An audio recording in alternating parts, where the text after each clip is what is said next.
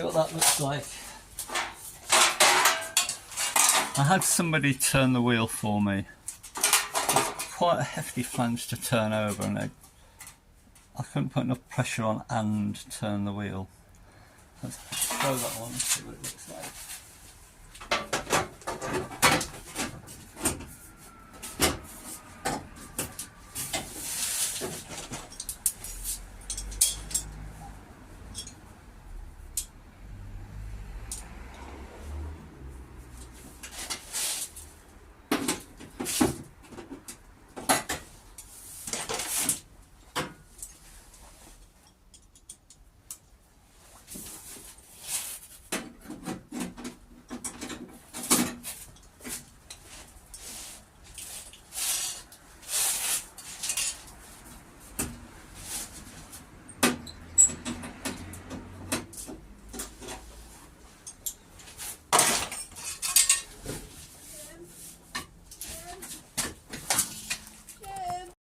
Well, first throw on, that looks alright.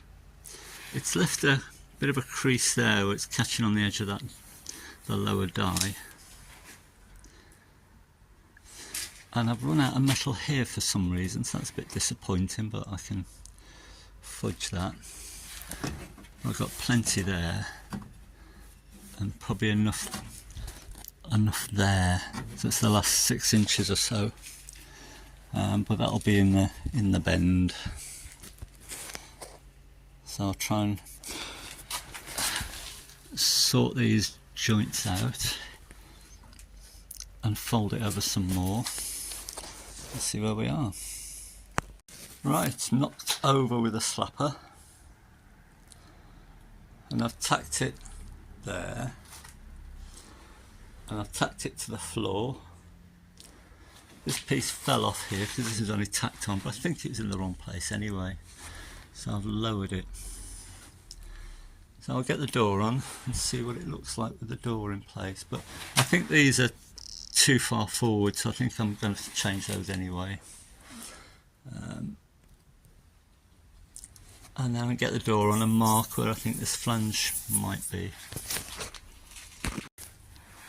I removed these 2 out of the bottom hinge, these packers, 1 out of the middle. Wasn't enough because it's the door was dropping, so I'm going to try this, slide in a piece of aluminium through there, see if that'll pick it up. Well, I hope I don't have to do that too many times, that's pretty heavy. But I've had it on a axle stand to try and balance it. So, first time with a shut. Let's see what happens. I'm not going to cut this, as you can tell I'm not cheating.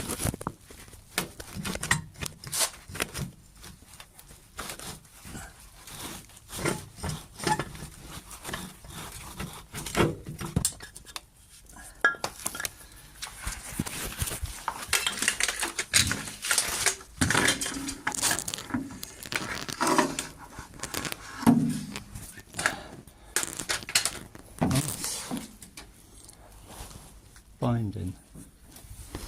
Where's it binding?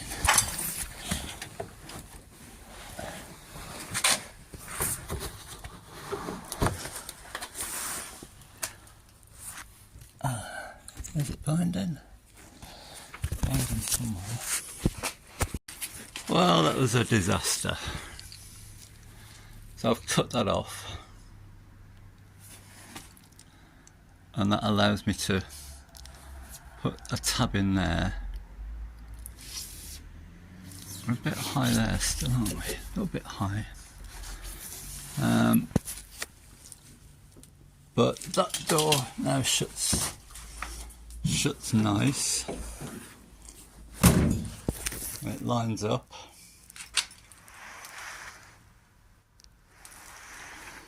So something's happening. That's a very long weld, and I know I've been banging on about teeth, but I'm going to MIG that. I'm not clever enough to do a MIG weld that long and keep it straight. I can get more material on with MIG and grind it back. So now I'm going to make a piece with a lip on, so it'll come a lock here and up, and I'll be able to shut the door and see where that lip has to go. So I'd like to get some of this stuff on, this spongy stuff thing with a seal on it to press against the carpet there. It's still a puzzle. I mean, the door fits nice now, but there's nothing here. I can't even get a piece of thin aluminium between the door and the sill. Look at that sill. It's a very big flange. That's about an inch in places. But I think it might come off vertically, and really it should slope. But this looks like it's in the right place, and that's original. I don't see where else that could go. But that's flush with the bottom of the door, pretty much. But this has been replaced. Door bottom and the outer door skin. Well, part of it anyway. So I think I'm going to have to make the two in one go to make them both, I think, because this has been changed and this has been changed, but that has got to be in the right place. But I just can't get anything between the bottom of the door and that. Well, let's strip the door down and see what's going on there. Progress. Well, for those of you who thought I didn't know what I was doing, you're correct. Because this turned into a right shit show. As you can see, I've cut that flange off. I just couldn't get it in the right place. And the clearance here, I can't get anything under here with the door shut, really. So there's no clearance. Something has probably moved a little bit, and I don't know which one it is. So I'm going to modify the door a little so that it clears this step. So here's the piece I cut off. So I'm going to make this into a template to find this curve. This edge here is straight at the back, and this is where I need to get the flange to, and these are the distances from this front edge. And I'm gonna make the joint here. I'm trying to weld a corner and a long straight edge is quite tricky. But if I'm bringing the joint down to here, I'll be able to blend that in much easier. I'll do an edge weld here where it comes up, rather than trying to shape it to those, I think. This door does something weird.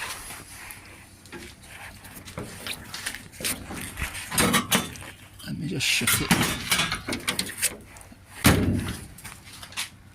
So a normal sort of door there, and then here it overlaps the sill at the bottom, and there's really quite a big flange. I mean, it's a mess, but that's about an inch. I might just shorten that a bit. I don't think it needs to be that much. Anyway, let's make this bit here and see how we get on. Well, some progress. It's given me some trouble, but I'm gonna MIG this the Fitzy way, Fitzy Fabrications cut and butt.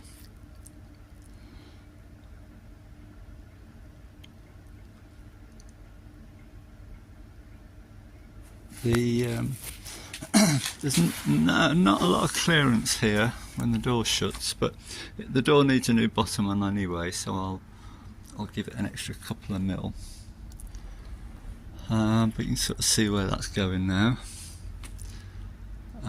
Somehow I got this completely in the wrong place, but it's okay, it's further out, so that's alright. We're right at that end, and then for some reason I used the wrong mark that end. Anyway, I can sort that, that's alright. Blimey, I've made that look difficult, haven't I? Anyway, in. So, that's a long weld along there. First clean up.